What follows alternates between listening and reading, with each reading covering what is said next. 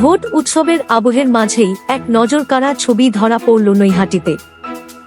কোনো ভিআইপি তকমা নয়, একেবারে সাধারণ মানুষের সাথে রীতিমতো লাইনে দাঁড়িয়ে সপরিবারে নিজের ভোটাধিকার প্রয়োগ করলেন নৈহাটির তৃণমূল প্রার্থী সনদে।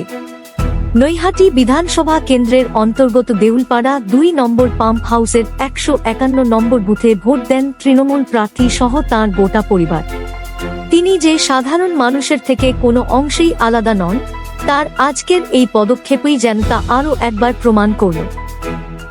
প্রার্থী যেন বুঝিয়ে দিলেন, মানুষের জন্যই তিনি, আর তিনি সাধারণের মাঝেই একজন।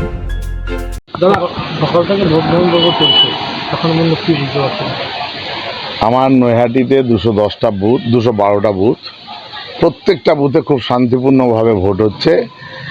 প্রায় 50% ভোট হয়ে গেছে এই 12টার মধ্যে।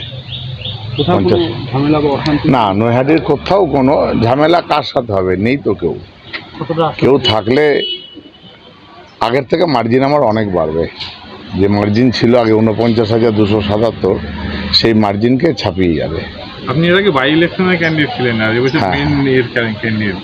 কি অনুভূতি অ্যাকচুয়ালি যে মানুষগুলো ভোট দিতে পারলো না এই নির্বাচনে, বিজেপির ওই এসআইআর ফেসআইআর করে যে মানুষগুলো ভোট দিতে পারলো না, তাদের পক্ষে আমি ভোট দিলাম। আর বহিরাগত হানাদারদের বিরুদ্ধে ভোট দেওয়া হলো।